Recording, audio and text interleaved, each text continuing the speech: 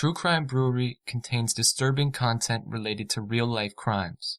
Medical information is opinion based on facts of a crime and should not be interpreted as medical advice or treatment.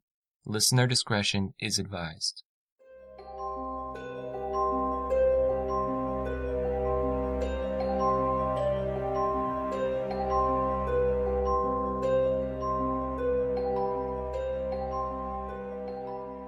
Welcome to True Crime Brewery. I'm Jill. Hi, I'm Dick. Today's episode is sponsored by Rover, the nation's largest network of 5-star pet sitters and dog walkers. For $25 off your first booking, visit rover.com/brewery and use promo code brewery at checkout. When 17-year-old Amy Billig disappeared in 1974, her mysterious absence created a life-altering void.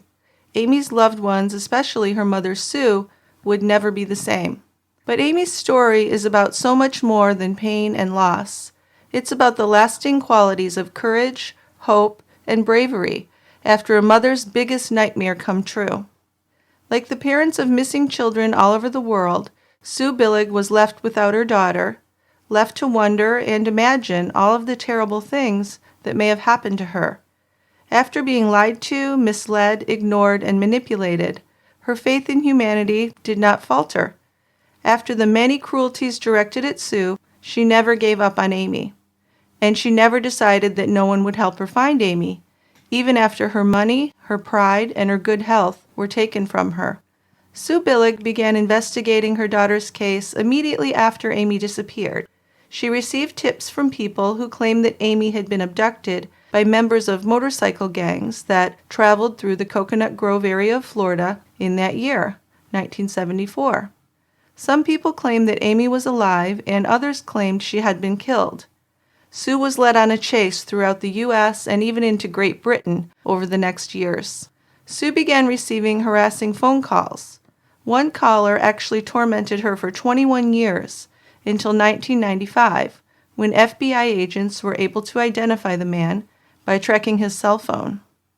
Before, he'd always used a payphone to harass Sue, which made it impossible for them to find him. The caller was identified as Henry Johnson Blair, who worked for the U.S. Customs Department. Blair claimed he was an alcoholic and had obsessive-compulsive disorder, which caused him to harass Amy's mother. He said that he'd never actually met Amy and he knew nothing about her disappearance. The addition of Blair into this case brought renewed attention to a man Amy had described in her journal. Amy wrote that she was considering running away to South America with a man she called Hank. A photo developed from a roll of film in Amy's camera showed a white van which was identical in color and model to a van that Blair drove back when she went missing. Blair's job with the Customs Department required him to relocate to South America around the time that Amy had mentioned him in her journal. At the Quiet End today, we're taking a look inside the hell that families of missing persons endure by examining the case of Amy Billig and especially the struggles of her mother, Sue Billig. So how about a beer to do this? That's a great idea. Let's do that. All right, a nice Florida beer. Pulp, brewed by Civil Society Brewing out of Jupiter, Florida. It's an American pale wheat ale, although it kind of looks like one of those New England IPAs, but it is a wheat ale. Okay. So anyway, cloudy, honey-colored, very thin white head. Not much there. Not the most attractive looking beer. Nice aroma, both citrus fruit and tropical fruit. And when you take your first few sips, you hit lemon first, then some passion fruit, and orange peel. Very nice beer. Sounds pretty good. Sounds very Florida-ish. It does, doesn't it? It's kind of medium-bodied and a pretty nice beer to drink.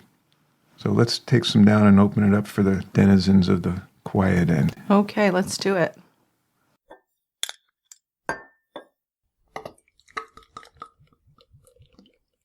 Here we go. I'm going to try this beer because I've never had it before. And I'm going to let you start out telling people about Amy Billig and her mom and all that her mom went through. Okay. You have a couple sips of beer, then we'll get back to you. So March 5th, 1974, was a beautiful spring day in the historic village of Coconut Grove, Florida. The Grove, as the people who live there called it, was a neighborhood of shops, art galleries, and cafes, and one of Miami's most popular spots for tourists and artistic types. About 250 miles to the north in Daytona Beach, Bike Week was scheduled to begin. You ever been to Bike Week? No, I haven't. Kind of scary. Okay. Bikers. So all day long, motorcycle clubs rode through the town of Coconut Grove. Most of the members were burly guys wearing jeans and leather jackets with skull and swastika patches. Their arms were tattooed with snakes, devils, and images of death. Many of these guys were vets who had learned to kill in the jungles of Vietnam. Many also had lengthy rap sheets for violence, drug dealing, extortion, and murder. They're all heading north to the big week in Daytona. Yep. Now, Paul Branch was 6'2", and he could hold his own in any bar fight. He had reddish-brown hair, a beard and mustache, and tattoos running up both arms. Some of his tattoos had been erased with battery acid that left scarred patches of skin. Paul was a full-fledged member of the Pagan bike group. Right. Now, Sue Billig would remember that day as an ordinary school day. Her daughter Amy, 17, had stayed up late the night before at a friend's house to watch one of their friends, a comedian, debut on a TV show. She hadn't come home until 3:20 in the morning, which had caused a small argument with her mother, who'd been really worried. School started at 8 a.m. also. Now, Amy arrived late to breakfast, but she didn't look too tired to start off her day at school. She was 5'5", 102 pounds, with long, thick, dark hair and long, skinny legs. Her oval face, combined with dark, almond-shaped eyes and her pretty smile, got her plenty of attention from the guys around town. Now, she planned to spend that summer in Manhattan after she graduated high school, where she would visit a friend who played in the Broadway show Hair, and then she'd decide if she wanted to go to drama school. She played the guitar, and she was a classically trained flutist. She loved Judy Collins and Joni Mitchell, and she had her own similar type of folk sound. Amy got musical talent from both of her parents. The family, parents Ned and Sue, and Amy and her younger brother Josh had moved to Coconut Grove from New York, actually to get away from all of the crime in New York. In Manhattan, Ned, a World War II vet with a Purple Heart, was a well-known trumpet player who played in Greenwich Village nightclubs. Sue was an accomplished singer who had met Ned when she was on a gig. And Sue's father had been a concert pianist. So, very talented musical family. Sounds like it. They were very artsy. Now, Amy was Ned and Sue's miracle child. She was born after 10 years of trying and 5 miscarriages. Then baby brother Josh arrived a year later. So on a trip to Coconut Grove in 1968, Sue fell in love with the place. She loved the art galleries, the cafes, the trees, the peace and quiet. She called Ned back in New York and said, "Honey, we're moving here." Ned and Sue had created a niche for themselves in the Grove. Ned opened a popular art gallery, Dimensions, and Sue made it quite a nice living as an interior designer. They soon had a large group of friends in town. Amy also loved the place. In a letter to a friend she wrote, "New York is so ugly. Let me show you some of the prettiness of Coconut Grove. Old stone houses and fruit trees and blue waters and sunsets that will blow you away." Amy's mother, Sue, believed that Amy had an intelligence, wisdom, and maturity beyond her years. It sounds kind of crazy these days, but Amy never thought twice about hitchhiking. It was not only an accepted mode of transportation, it was a way to meet people. Many Europeans were still sightseeing America that way. While Sue often begged Amy not to hitchhike, Amy was convinced that her life was just a reflection of her attitude. If she saw only good in people, nobody would harm her. And that's a common thing for young people to think before you get all tarnished by the world. You have these thoughts about the world. Well, yeah, you're pretty innocent and naive. Yes, absolutely. So that morning, Amy ate some toast and had a glass of orange juice before she left for school, and she called "I love you" to her mom as she walked out the door. It was a nice day. At noon, Sue and a friend went to a nearby beach to enjoy the sunshine. About 10 minutes after Sue left the house, Amy came home, driven from school by a friend, where she ate half of a yogurt and made plans to meet friends for lunch in Peacock Park. And that's a place where many of the young people went and they got together and played music and hung out. Amy called her father at the Dimensions Art Gallery and asked him if she could borrow a couple of dollars for lunch. She said she was supposed to meet Kirk and Kathy in the park, but she didn't have any money. So Ned said, sure, no problem. There was nothing unusual about this. The gallery was only a mile away in the village center, so it was an easy walk down the shady but pretty well-populated streets. It was a trip that Amy had made hundreds of times. But something unusual happened that day. At the crossroads of Main Highway and Poinciana Street, near where the family lived, Amy, already a little bit late for her lunch date, stuck out her thumb as she walked towards town. A group of construction workers building a house on the corner, whom Amy always greeted, remembered her walk by wearing a blue miniskirt and platform sandals. During that day, several motorcycle groups were thundering through town, where they would meet at the Groves Diner, Key Marina, on their way to Bike Week. The mid-'70s were very big for bikers. The three main bike groups had divided the country. The most famous, the Hells Angels, were centered in California and the West Coast, all the way up to Alaska. Florida was mostly outlaw territory, but the Pagans, with a few clubhouses across the state, and having control of Virginia, the Carolinas, Pennsylvania, and New Jersey, were tolerated in Florida, so that the outlaws would be allowed passage to their territories in Canada. So altogether, the clubs were making millions of dollars. They were renting themselves out as muscle to the mafia, manufacturing and selling crystal meth, and running drugs and guns from one place to another. The women who were with them were owned. They were bought and sold like objects. They were traded for credit cards or a bike, and often forced into prostitution, or to dance in strip clubs and earn money for the men. So I think this is around the time, Dick, when the Hells Angels were actually bouncers at some of the concerts, right? Right. Remember they were working the Stones concert. I remember something vaguely. What was it that happened? People died. From the Hells Angels killing them? Yes.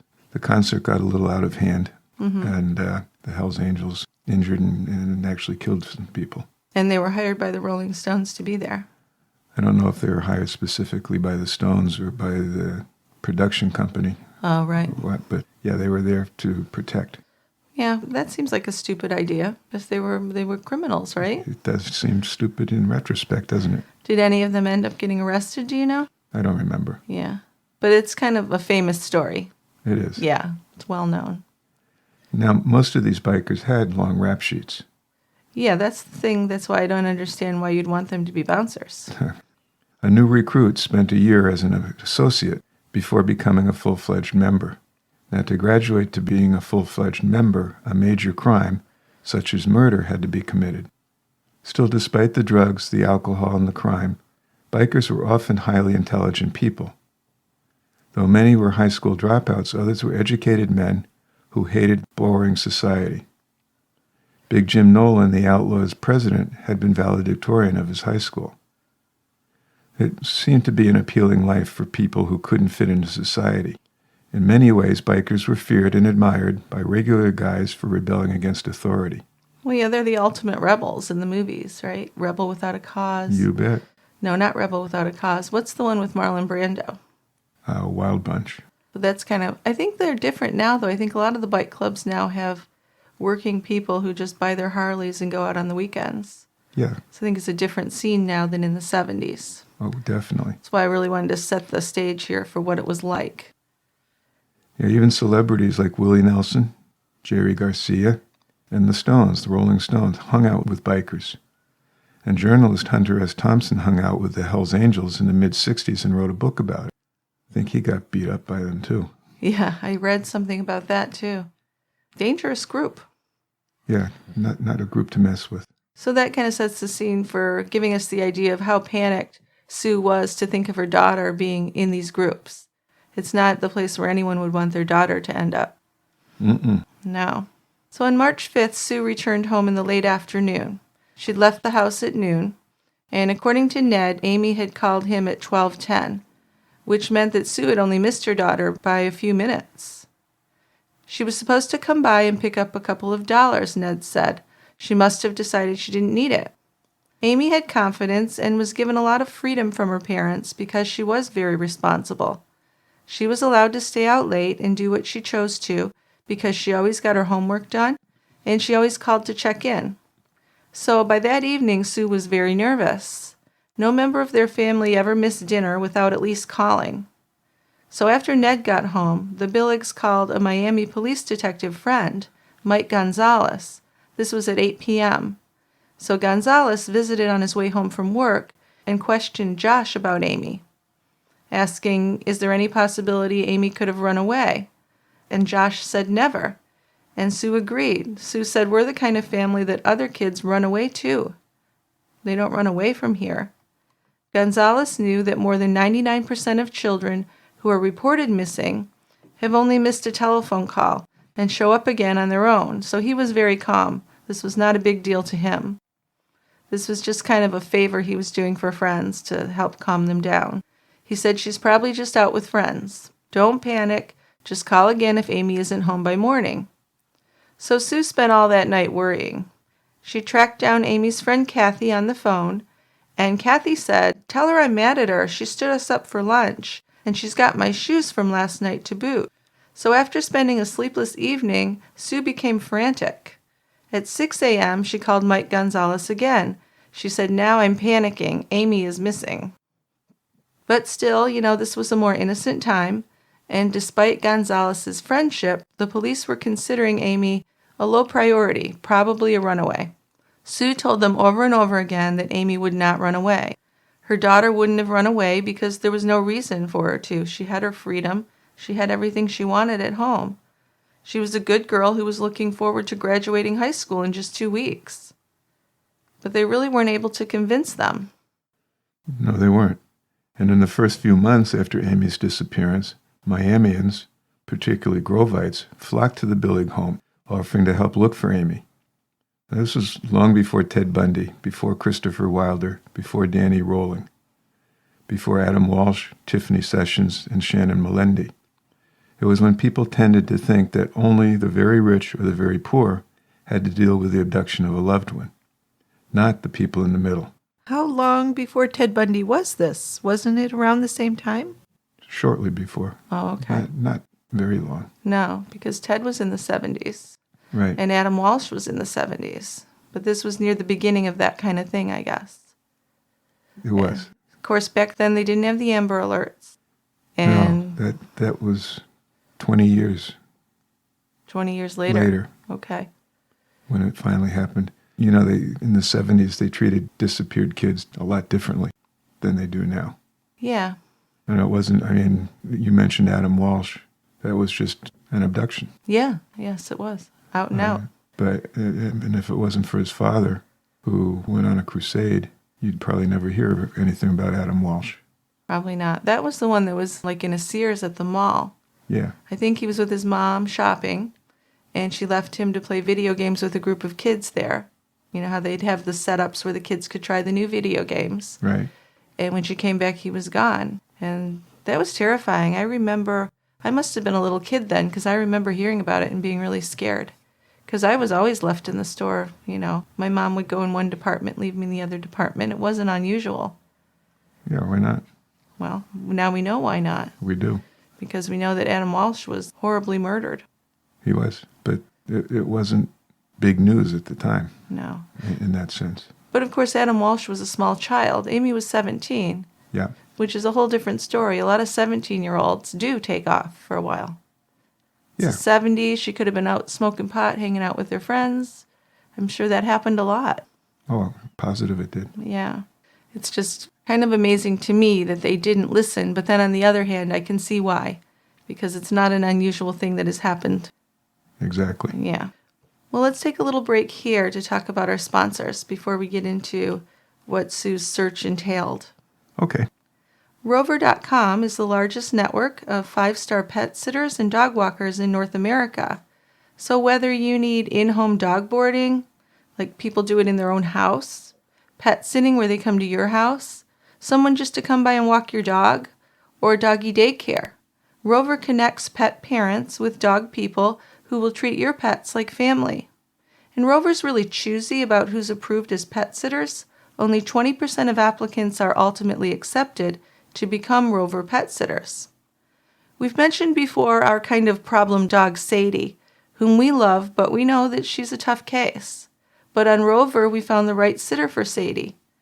And she was so patient with Sadie, they ended up actually becoming buddies, which is a big relief to us, because that takes a lot of worry away. Rover's iOS and Android app are easy to use, too. You search, you book, you pay right inside the app. So there's even an option where you can have pictures sent to you of your dog and sitter, along with maps of the walk they took, and some really crucial details like whether your dog had any pees or poops on the way. Well, you got to know that stuff. I would imagine you could even get a picture of the poop or something if you're monitoring for GI issues. Sure. You could. So Rover also has free in-person interviews and meet and greets. They have reservation guarantees and 24/7 access to pet care professionals. To get $25 off your first booking, just visit rover.com/brewery and use promo code brewery during your checkout. That's $25 off your first booking. And that's by visiting rover.com/brewery and using promo code brewery. And for those of you looking for the next fast-paced, nail-biting thriller, I recommend Hangman. This new novel by Jack Heath introduces a darkly mesmerizing anti-hero who fans of Dexter and Hannibal will love. A boy vanishes on his way home from school, and hours before the ransom deadline, the police still have absolutely no leads. Enter Timothy Blake, an FBI consultant with a knack for solving impossible cases. But his expertise comes at a price. Every time he saves a life, he takes a life. So facing a kidnapper more cunning and ruthless than any he's ever faced, Timothy is assigned a new partner from the Bureau. She happens to be a woman linked to his past and the dark secret he will do anything to keep. New York Times best-selling author Jeffrey Deaver described Hangman as brilliant, probably best to read with lights on and doors locked.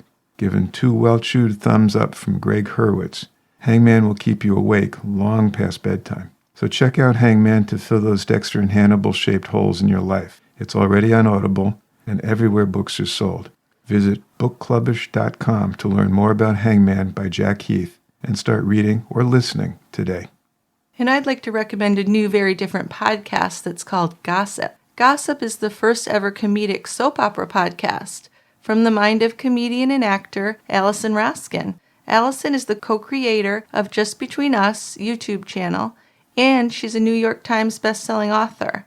In Gossip, 3 unlikely friends, Valerie, Mia, and Bethany, meet each week at the Golden Cup Coffee Corner to dish about the latest rumors floating around their not-so-traditional suburban town, Golden Acres. And in Golden Acres, when the rumors are this juicy, it doesn't even matter if they're true. There's infidelity, epic fights, crazy sisters, and former bachelorettes. Girls go missing, there's murder, and maybe even a serial killer priest. Each week you'll also learn more about the 3 women's juicy pasts as the story unfolds. If you're a fan of shows like Jane the Virgin, Desperate Housewives, or Big Little Lies, which I really enjoyed, you're going to love Gossip. Get the rumors now before you feel left out. Listen to episodes 1 and 2 of Gossip, now on Apple Podcasts, Stitcher, or wherever you get your shows. It's a fun podcast to listen to. Really different. I might try it. Yeah. So the police made promises to the Billigs, but not much else besides the promises. They assured Sue and Ned that Amy would turn up, but they weren't searching for her, or not actively. No, they think she's just going to turn up on her own. So desperate, Sue and Ned turned to friends, who searched the neighborhood, posted signs with Amy's picture and her phone number on telephone poles. They looked through the bushes in the woods besides the roads, also looking for an injured body. Only 1 week earlier, a woman who had been hit by a car was found later in the brush. Josh, her brother, searched up and down the streets that he and Amy had walked together just a few days before. I was so scared, but I forced myself to look into every bush, praying I wouldn't find her, he told a reporter later. So while a missing child would really be front page news in almost any community now, it took until March 10th for the story to be in local papers. So that's 5 days? Yep. 5 days. The Miami News and the Miami Herald were the big papers. The Herald put the story on page 6 in the local section. A benefit concert by popular Grove musicians raised $850, which started an expense fund at the local Coconut Grove Bank. There was a $1,000 reward that was advertised in the local media. And that doesn't sound like much money now, but just for comparison's sake, you could buy a new Mustang for $2,800 back then. So I'm guessing $1,000 was kind of like $20,000 in today's money estimate. Does that sound about right? Yeah, sounds about right. Okay. So once the reward was offered, tips began coming in. One caller insisted that he had seen Amy riding in a green Jeep. Another said he had seen her get into a white van. Green Jeeps were hunted all over the city. Sue and Ned contacted a private investigator, Frank Rubino, a former Secret Service agent, to help with the search. The family begged the FBI to get involved, but without any evidence that Amy had been kidnapped, and without a formal request from local police, the agency couldn't become involved. While Sue remained certain that Amy had not run away, she did call friends all across the country to keep an eye out for her, just in case she showed up somewhere. At a certain point, you're hoping she did run away, because that would be the lesser of the two evils, for sure. That's for sure. Ned, her father, seemed strong and steady on the outside, answering the phone with a voice often steadied by the increasing amounts of alcohol he was drinking. So he's not coping well. No, inside he's really a wreck. Now Sue, both outwardly and inwardly a nervous wreck, would stare out the windows all night long, looking, watching. And whenever she could fall asleep, she'd have nightmares about Amy. Now, so many tips and false leads were coming in that the police had brought in a tape machine to record phone messages. Now, the very first time someone called with a tip, and they said that Amy had been picked up by a motorcycle gang, this seemed like a promising lead. The biker gangs that had come through the Grove the day of Amy's disappearance were still fresh in everybody's mind. A caller said that they were holding her against her will. Now, Ned gave the caller Mike Gonzalez's phone number at the Miami police station. Ned assured her he's a friend who's been helping us. Now, Gonzalez was optimistic when he phoned the house after he'd spoken with the caller. She was worried that he would trace the call. She sounded sincere to him. It might have sounded vague. She promised to go back to her friend and get more information. They were supposed to be camped out with Amy around Titusville, Florida. The information became more ominous. They found out 2 girls were being held for white slavery. This story had a ring of truth and was corroborated by what the police knew about the outlaws and their recent movements. They had been through the Grove, and they were known to kidnap and sell women. Now, Amy would have been quite the prize. Yeah, a young, pretty girl. But this biker connection really intensified as the first real evidence was found. A man named David Hemming called, and he had found a camera with Amy's name on it at the Wildwood off-ramp of Florida's Turnpike. His mother lived in the Grove and had recognized the name on the camera. Wildwood was a small town on the Turnpike that was just north of Orlando. It was on the route that a bike gang would take, traveling north to any of the interior states from Daytona.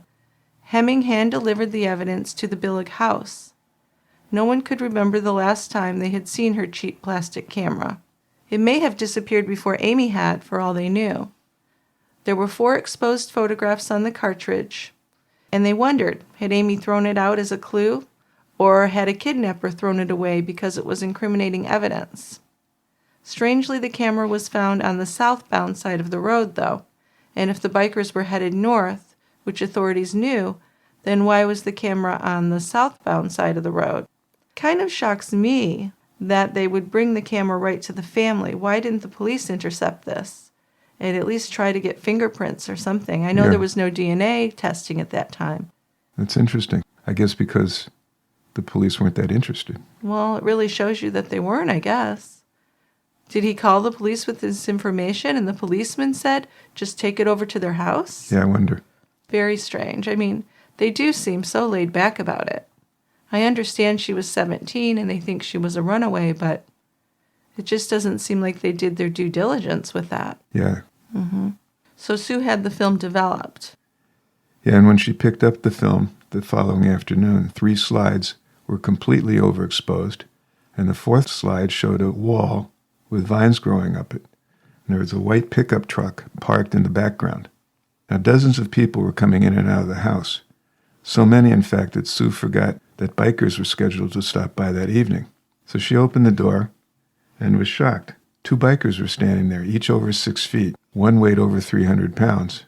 Her first words were, "My God, you're huge." Now, her heart was pounding in her chest. She nervously ushered the bikers into the den.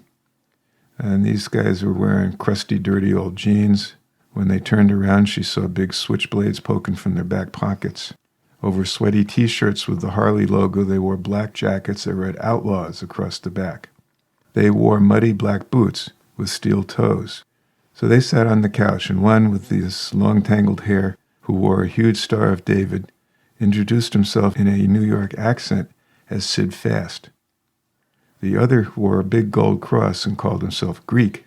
Sue wanted to faint, thinking that bikers like these might have her daughter. Yeah, wouldn't you think so? Yeah. Holy cow.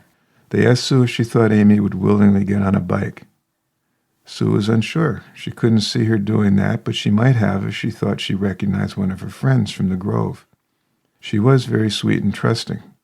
She always said mosquitoes didn't bite her because they knew she loved them. Oh, boy. Wow. She would never think someone would be out to harm her. So she was super sweet and naive. Oh, boy. That would make her such an easy victim, easy prey. It would, wouldn't it? Yeah. So these bikers said that the women they picked up usually came of their own accord, or they'd come to a party and get high. They would then keep them doped up, and the whole gang would have sex with them, kind of like an initiation. That's not anything a mom wants to hear. I don't think so. And after they get them hooked on drugs, they usually stayed with the bikers.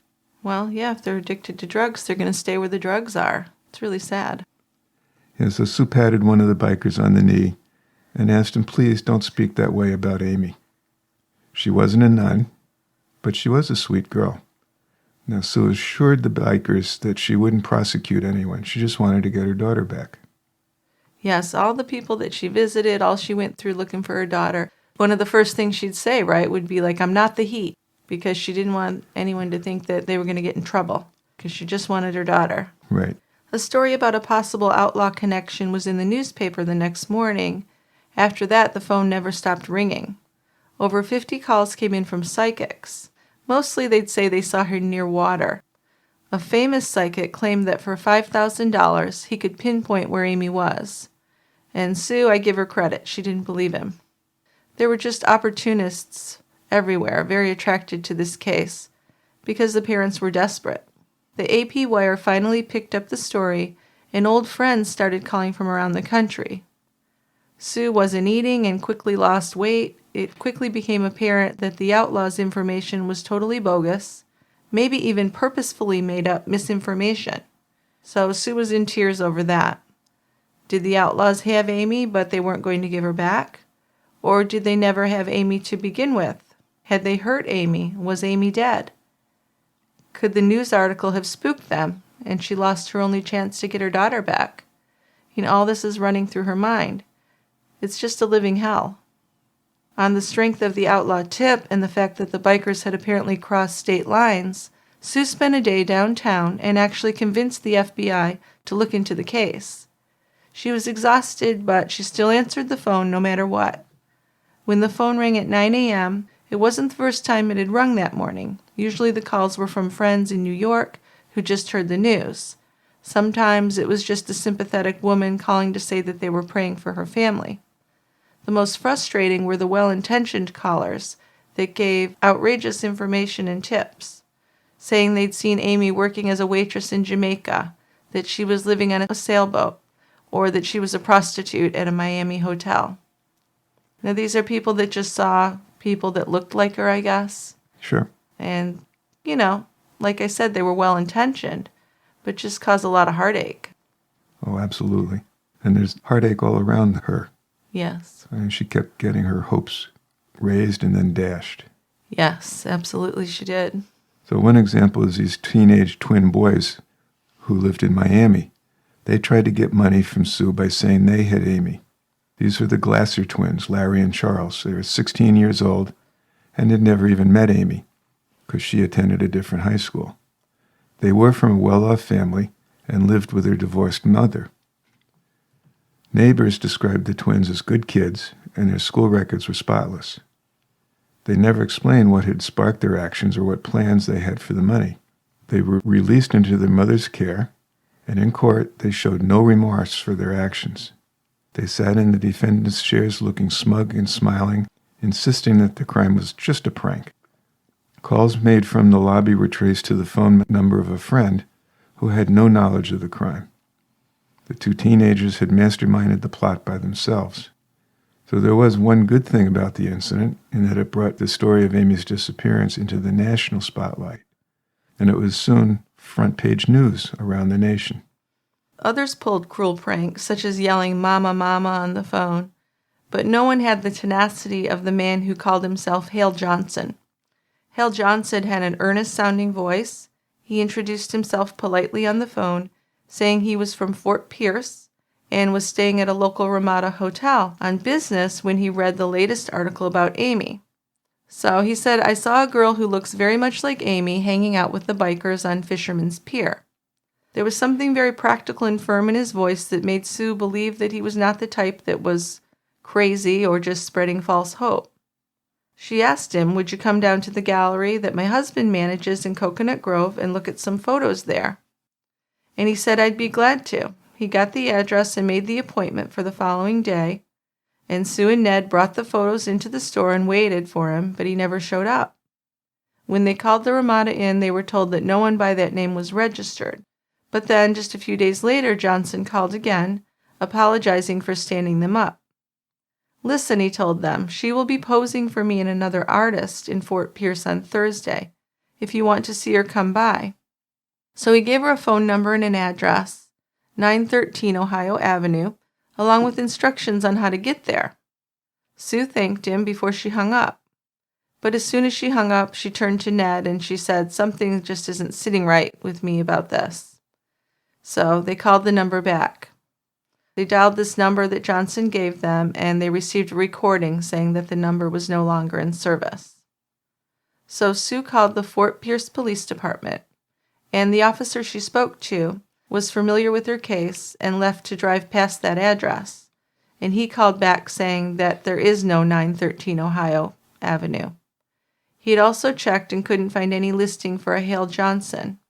They contacted FBI agent James Franklin, who was in charge of that area, and Sue spent another sleepless night. The next day she received another call from Johnson. "Why didn't you come?" he said. "She was there." And Sue said, "I came, but the address didn't exist. We were there." Sue said, "If you saw her, tell me how she looked." And Johnson said, "Oh, she's beautiful, very nice body, and she's got great tits." "Don't talk like that, I'm her mother," Sue snapped. And then he just started getting even more disrespectful, saying she had a beautiful mouth and she knew how to use it, things like that. And this is how his calls would end up being, really inappropriate and hurtful. Police traced Hal Johnson's calls and discovered they had been placed from 4 payphones in the Miami suburb of Kendall. But when they staked out a particular payphone, he never returned. And the police told Sue they didn't have the manpower to stake out all 4 payphones all night, until he called again. Johnson also seemed especially sneaky, like he could spot police surveillance. If they were staking out one phone, he would call from another, then hang up before police could arrive. Now, by 1985, the world had become a very different place since Amy's disappearance 11 years previously. Sure did. The 80s were very different than the 70s. The country's shift toward conservatism, with Ronald Reagan at the helm, had turned the age of Aquarius on its head. So teenagers rejected the old ideals of peace and love, traded in their blue jeans and flowers in their hair, and identified themselves with the material girl. Madonna. AIDS had changed everyone's ideas about the innocence of sexual relationships, and the war on drugs had forced small bands of drug smugglers to organize into large and dangerous organizations. Sue appeared on Geraldo, The Today Show, and a lot of those other daytime talk shows, of course in the hopes of delivering her message to whoever might listen.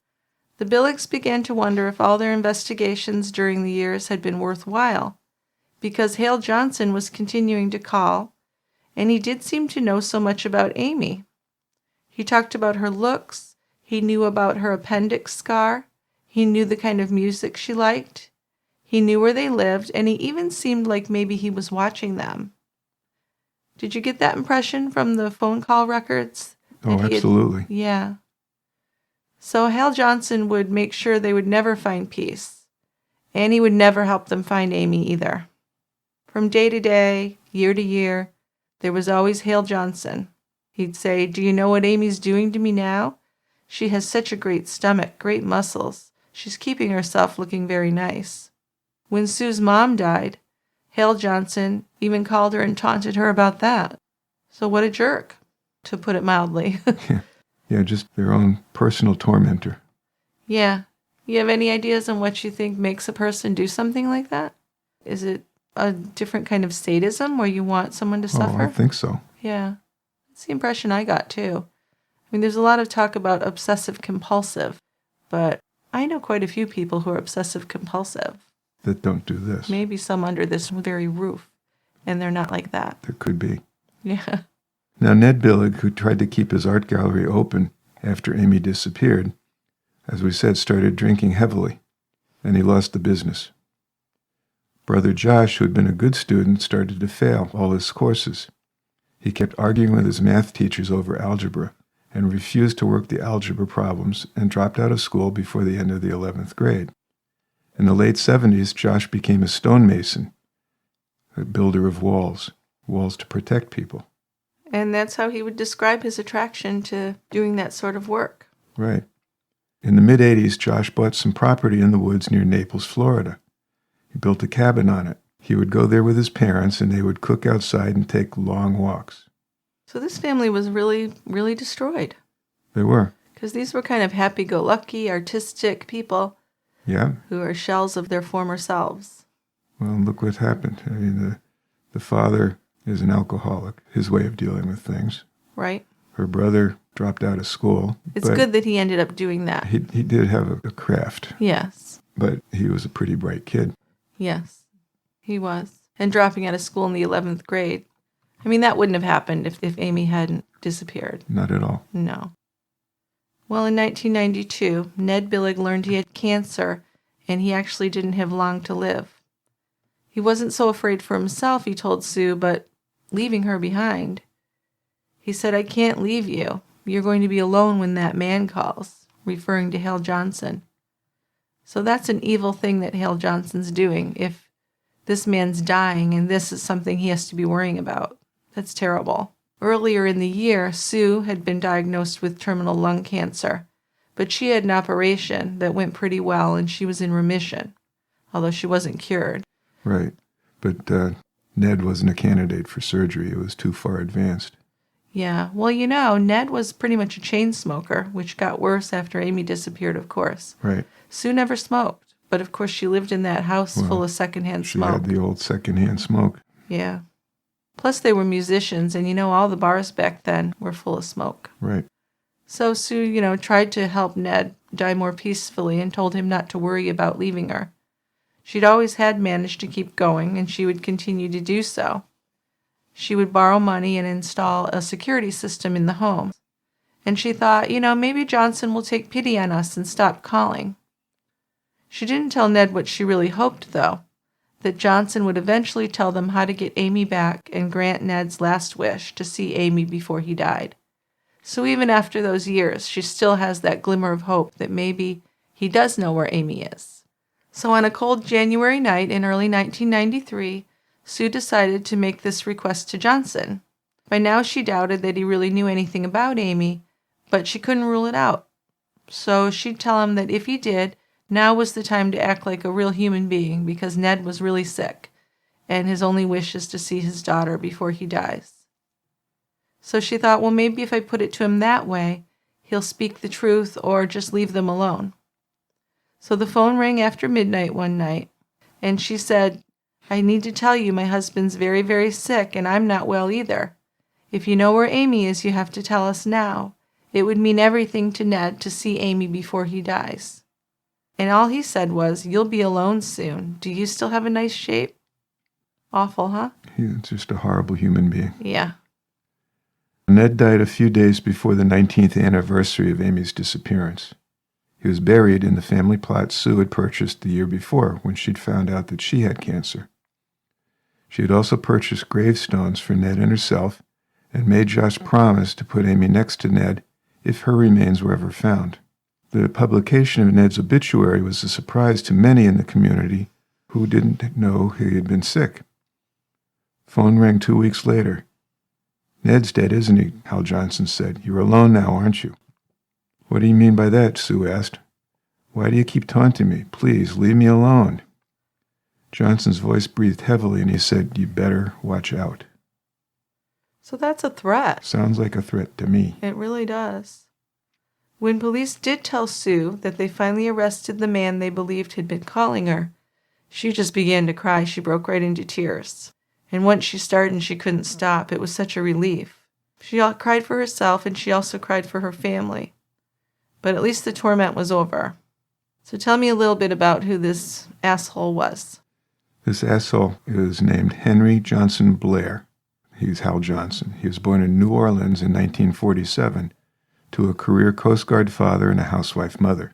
Now, the family moved frequently while Hank, his younger sister, and older brother were growing up, from New Orleans to Honolulu, from Honolulu to Miami, then to small towns in New York and North Carolina.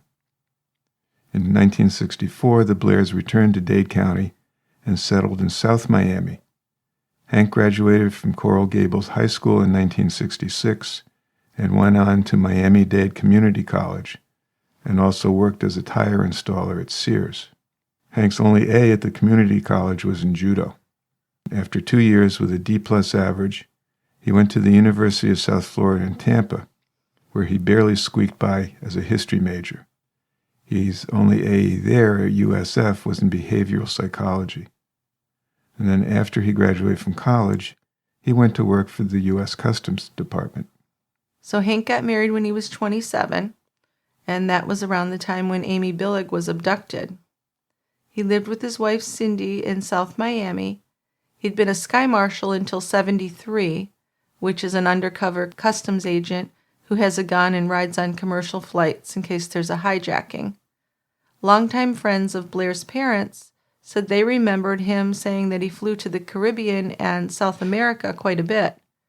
Police said that Cindy Blair told them her husband had made trips to South America, but she didn't remember exactly when.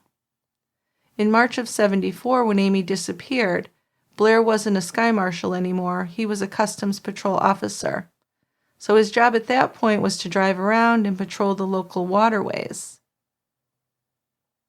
Police say both Blair and his wife either returned to Miami 10 days later or 13 days later when they went on their honeymoon in February of 74. So they didn't recall which. Amy was abducted on March 5th, and that was 12 days after their wedding. So it would be in the right range. Could be. Yeah. Several custom agents who spoke off the record said that they knew Hank Blair well and that he couldn't have been involved in Amy's disappearance. He was just too nice, they said, a totally nonviolent person. Gloria Halliday, who worked in the customs office with him in the 70s, described him as very mild-mannered.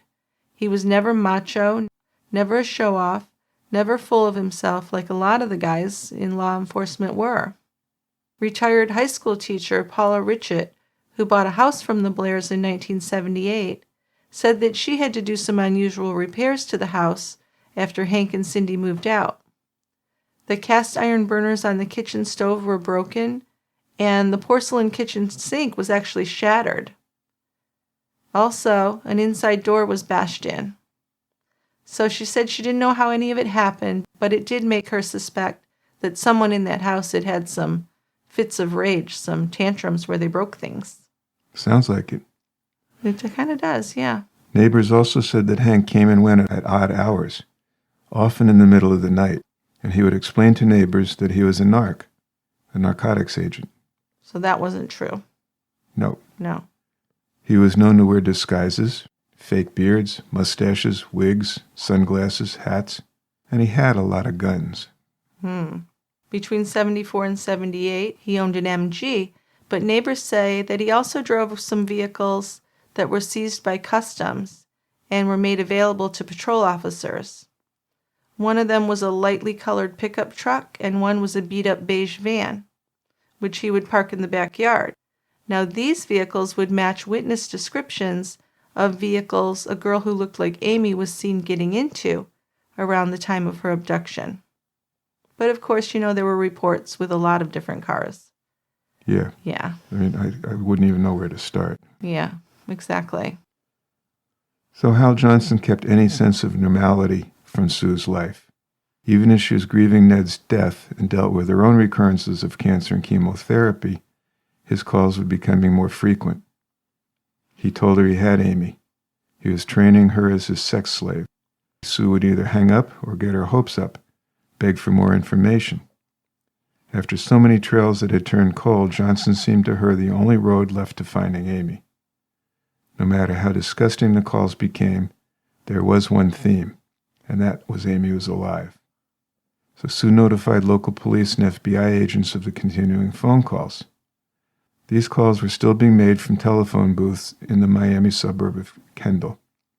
And as before, every time police arrived, no caller. He's gone. Well, in 1993, a puzzling call came from Johnson, and Sue was able to keep him on the phone for several minutes. But in the end, the telephone company had no trace record for that call. Investigators then concluded that he must have been using a cell phone. Cellular telephones were especially difficult to trace. At the time, there were several dozen cell phone companies operating in Florida, and there was no technology available that could pinpoint where the calls originated, while a cell phone meant that some private user with a name, account, and ultimately a home address might be tracked. There was no judge who would issue any sort of what they call a shotgun subpoena for so many calls. Hale Johnson knew how well camouflaged he was. Now he could call from anywhere at his own convenience, so he was calling more frequently because of that, at all times of the day and night. And Sue didn't tell her friends about this constant harassment. She kind of kept it to herself, and it really was difficult for her. Can only imagine. Henry Blair tormented Susan until 1995, when FBI agents were finally able to trace his cellular phone. Blair claimed that he was an alcoholic and had an obsessive-compulsive disorder, which caused him to harass Susan. He also stated that he never met Amy and knew nothing about her disappearance. In his confession, Blair blamed his calls on obsessive-compulsive behavior arising, he said, from the stress of his job. He claimed he had never sought psychiatric counseling because it might have wrecked his career. Just a bunch of crank calls is how he described his harassment, insisting that he would never act out on anything. The pressures would mount, I would call, and then it would subside. Blair was sentenced to a 2-year prison term for harassing Susan. What do you think about that? I think that's not very long for what he did. Yeah, that's all they found him guilty of. 2 counts of harassment, and he got a year for each. What about the threat? Yeah, I know. Well, he probably didn't have a record, so it was his first crime. I think that probably turned things in his favor. I hope that he at least had to get some counseling. I would make that a mandatory thing. Yeah, right? I would think so. Yeah, definitely.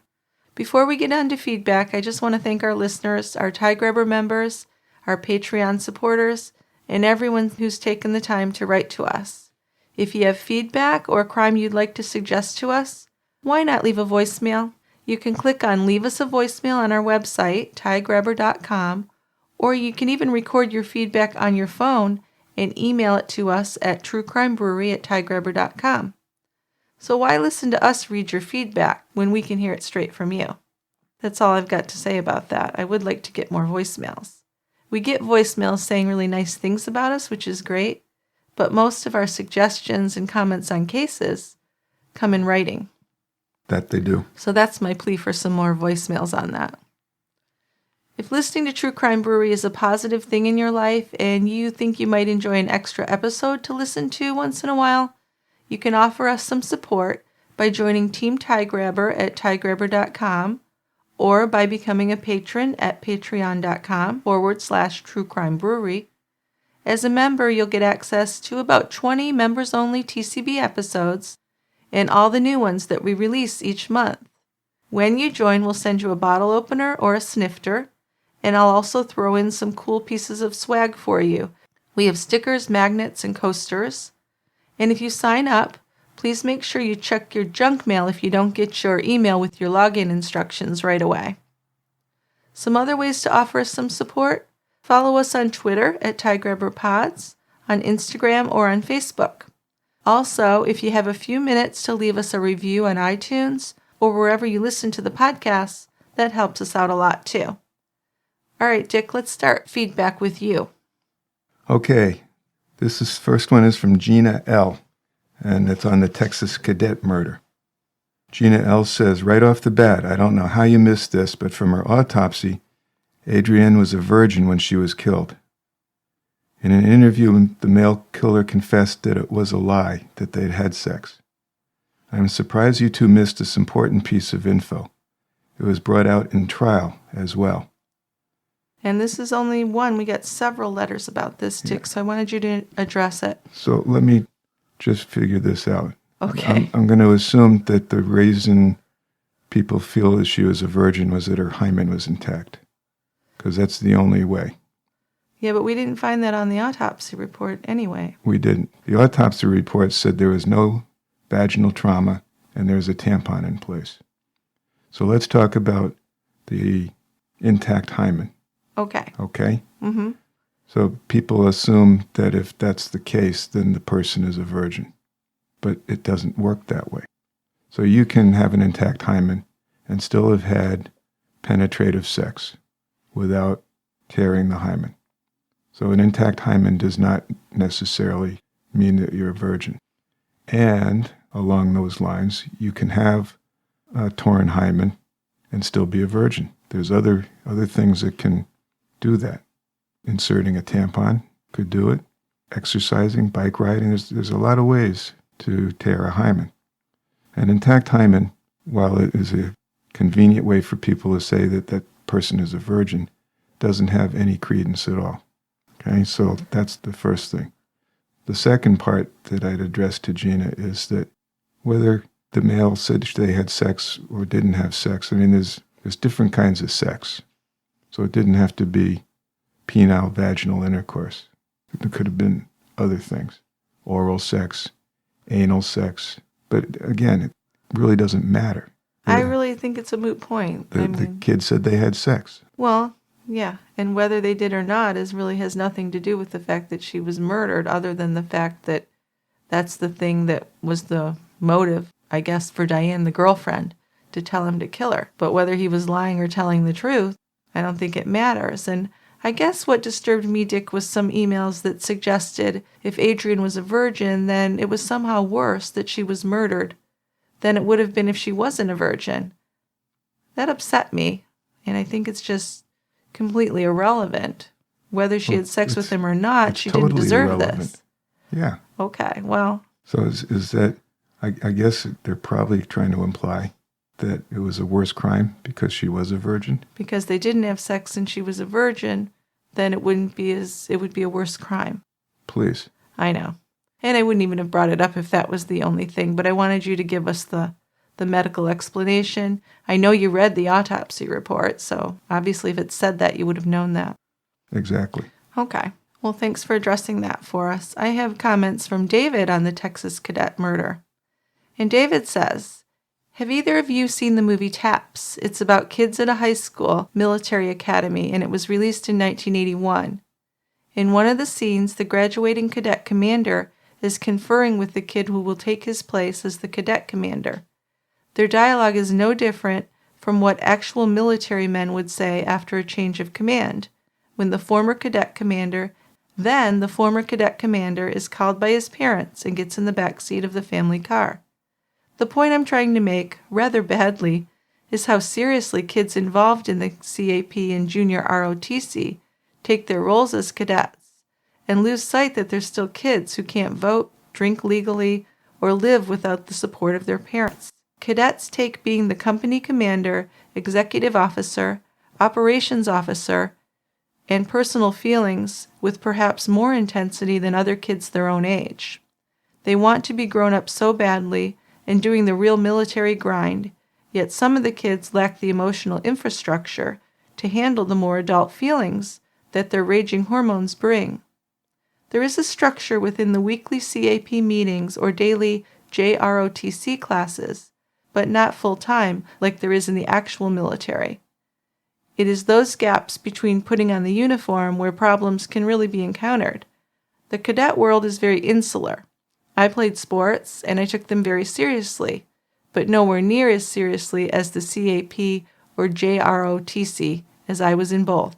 Having been in that world, I can relate to David and Diane, and in my opinion, Diane had a major screw loose, and David was to his detriment morally weak.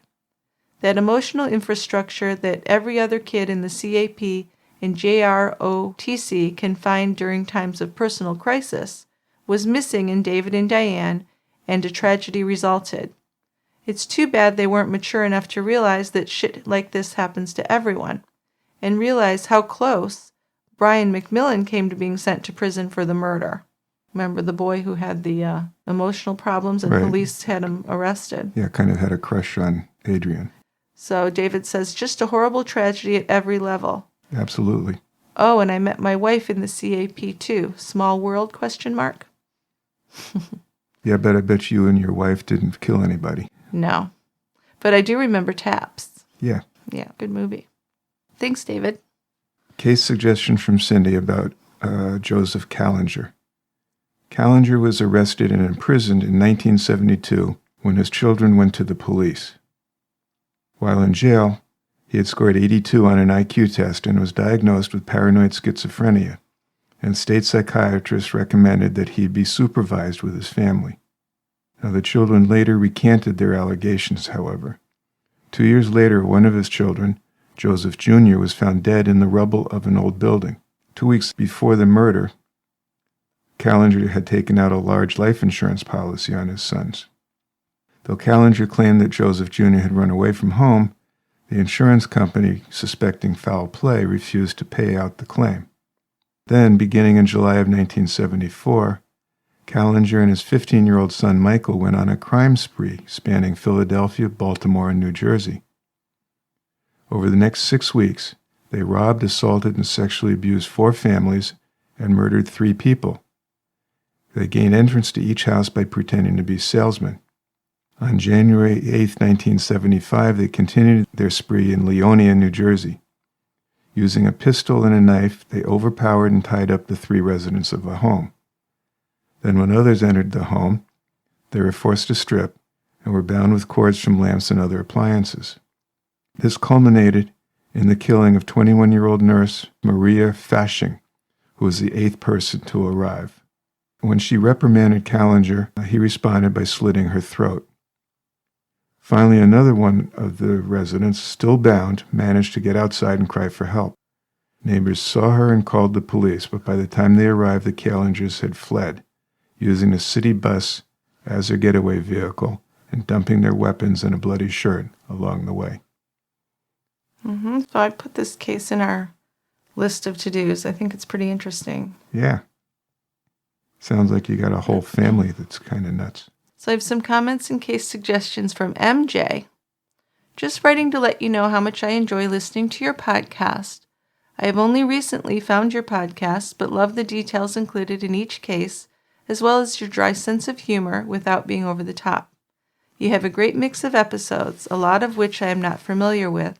And as an avid beer drinker, I love hearing Dick's critique of the different beers. Thank you, MJ. I am Australian, living in a smallish tourist town called Port Macquarie, population 60,000, which is 4 hours south of Sydney on the east coast of Australia. We don't have much crime in Port, but have the occasional murder. We do, however, have beautiful beaches and a few breweries with both beers and ciders. Well, it tends to get hot over here, so we need to quench our thirst. Might I suggest 3 Aussie crimes which all have books written about them that you might like to take a look at? Number 1, The Murder of Alison Baden Clay by David Murray. Set in Brisbane about the murder of a beautiful mother of 3. The husband did it, of course. Well, that's in our queue. Yes. We're going to be doing that one. Yes, a listener actually gave me a book about this one. So we are doing that one. The next one, number 2, is The House of Grief by Helen Gardner. Set in a small country town of Victoria, it's the story of a father who drives his 3 sons into a dam on Father's Day and only saves himself. Quite an interesting case, as the children's mother strongly defended the father at the beginning, but eventually had to admit he was guilty of murder. That does sound good. It does. The third one is The Vanishing of Peter Falconio by Richard Shears. Set in the Northern Territory, involving a couple of English tourists traveling around Australia in an old VW van who were supposedly pulled over by another car on an outback highway. The male tourist Peter has never been found, but was presumed murdered. The convicted murderer maintains his innocence to this day, and the female tourist, who escaped the ordeal, came under extreme scrutiny at the time. The book has an interesting take on the case, suggesting alternative reasons for his disappearance and the possibility that the convicted murderer is innocent. All 3 crimes received huge media coverage at the time of their court trials and would not be well known for a lot of Americans. Anyway, hope you are both well and keep up the great work. Here's hoping one day I get to shout you a beer at the quiet end. Cheers. We would love that, MJ. Yeah, thanks, And MJ. those are, well, the first case, Alison, Baden, Clay, we're definitely doing. But the others are both pretty interesting sounding. Yeah, I think I'll buy the books on Amazon. We can take a look at them. Let's do that. Okay, I have a nice comment from Kid Dynamite. Yeah, these I usually don't have us read, but this one was so nice, even though it's not a case suggestion. I want you to read it. Okay. Jill and Dick, I started a new job in October last year after working from home for several years. I've always been a fan of crime stories, enjoy listening to them while driving. After finishing YouTube by January, I stumbled upon your podcast and have been hooked ever since. I love the way you lay out the stories, and your calm wittiness, and sometimes the occasional F-bomb, make me feel like I am enjoying a well-reviewed craft beer down at the Quiet Inn with both of you, as if we have been acquaintances for a decade. I've been telling everyone I know about your episodes and hope your awesome podcast bring you much success the further you go along. Well, that is very nice, isn't it? I thought it was super nice, yeah. Thanks, Kid Dynamite. The way you spelled it, I think it's like dynamite. Dynamite. Which TV show was that? Good Times. Yeah. Yeah. Okay. Yep. So I have an episode suggestion from Barb. On January 24th, 1999, 19-year-old Jackie Folkerts was brutally murdered in her home in Britt, Iowa. The crime shocked the small community. A year later, residents were again shocked to learn that lifelong resident, husband and father, was arrested and subsequently convicted of first-degree murder. Brad's mom and dad were well-respected and active members of their church, and I considered them among my closest friends. I also knew Jackie, though not well.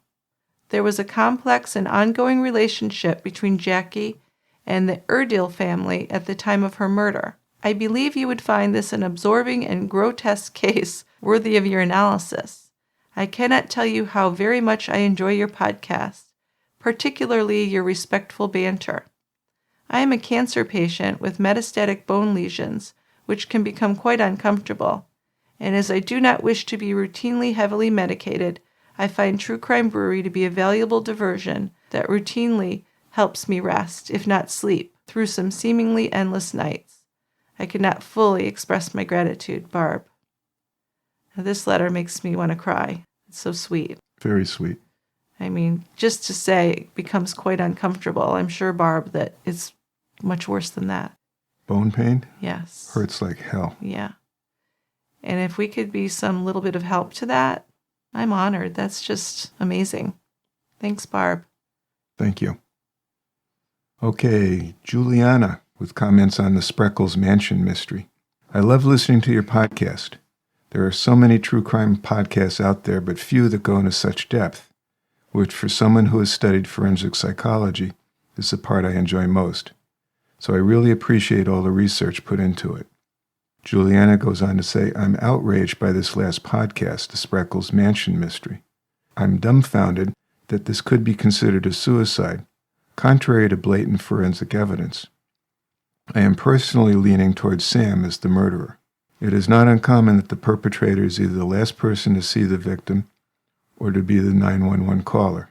I think maybe she meant Adam. Adam. The brother? I think she meant Adam. With regards to the morning porn, it is strange. Many sex offenders have excessive sexual preoccupation, an obsession with sex and masturbation as a means of coping. Fantasy also plays such an important role for sex offenses. But fantasy is not the same as reality, so in the moment of an attack, it's common that the perpetrator cannot physically rape his victim because he's unable to achieve erection. There's no reason to believe this crime isn't sexually motivated. In fact, one of the criteria for sexual homicide is if the body is staged completely or partially nude. Anyways, it's a truly sad case. One last thing, in the feedback, Dick mentioned an assessment for psychopathy. I don't remember the name, but I've never heard of it.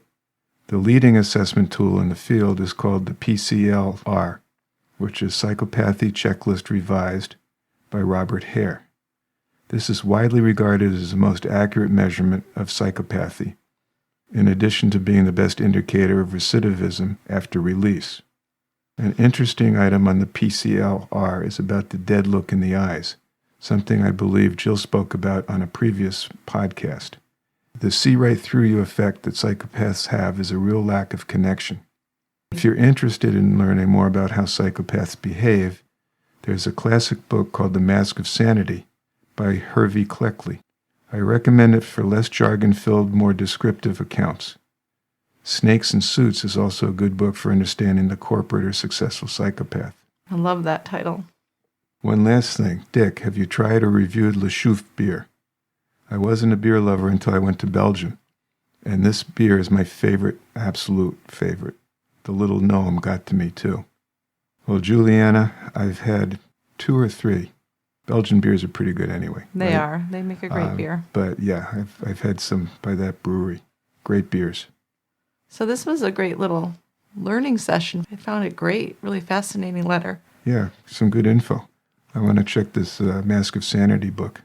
Yeah, we're going to get that and look at it. Thanks, Juliana. Good stuff. Yeah, very good. So Laura has some comments on the Spreckels Mansion mystery, too. Dear Jill and Dick, I'm fascinated by the tragic case of the Spreckels Mansion. I've heard it covered by a few podcasts, but it's always interesting to hear your take on things. One thing I want to put forward, maybe being a devil's advocate, but the remarks about the pornography searches, and specifically the anime porn, struck a chord with me. I live in Japan and have had extensive exposure and interest in Japanese pop culture, including the 2D porn in anime, games, and manga, all referred to in the West as hentai and in Japan as ero. The Zahu lawyer Anne Bremer is quoted as saying, "Never in a million years would she have those fantasies, and never in a million years would she even look at porn. There was somebody interested in doing her harm with these kinds of searches. It's a chilling coincidence that these are the searches made before Rebecca's death, but is it out of the question that she as a female might look at porn?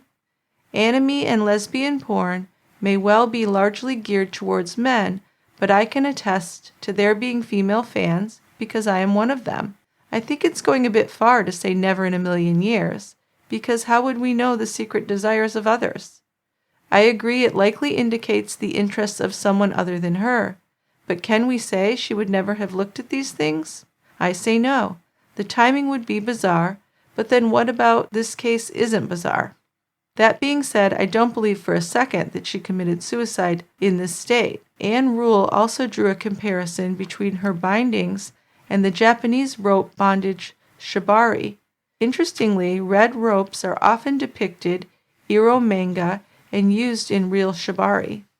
It feels that if there is a connection between the searches and her death, that someone was playing out a fetish/fantasy. Anime is not a catch-all for a fetish for Asian culture or Asian bodies, especially as the stylized images are generally far removed from exclusively Japanese attributes, hair color, eye shape, proportions, etc. It's all fantasy, and a lot of people who use this material actually have little interest in real-life women. Well, there's no way to read this extra long email on the show, LOL, but I just want to give you a little more food for thought regarding the case and the relevance of porn. So Well, surprise, Laura, we are reading it. We are. Yep. And we learned stuff, That's why I had to read it, because we learned a lot, which was great. just like the last one. Very educational. Absolutely. So good feedback. Yes, that was very good. So before we say goodbye, I want to remind listeners about how much we appreciate your comments and suggestions. And we would love to get them in voicemail form, just saying. If you want to leave us an email, that's good, but a voice recording is even better. Just go to our website and click on Leave Us a Voicemail. Also, I just wanted to remind you that we've added a new episode to our members-only podcast feed just this past week. It's about Jill Cahill. This is a really unbelievable story about a husband who beat his wife to the brink of death, and due to failures in our system, I believe, to protect domestic violence victims, he was able to get at her again, ultimately killing her. I really thought that was a fascinating case. It was. Of our members-only episodes, that I think was one of my favorites. So that wraps it up, Dick. That's it for today. So goodbye until next time, and we will see you then at the quiet end. We'll save a seat for you.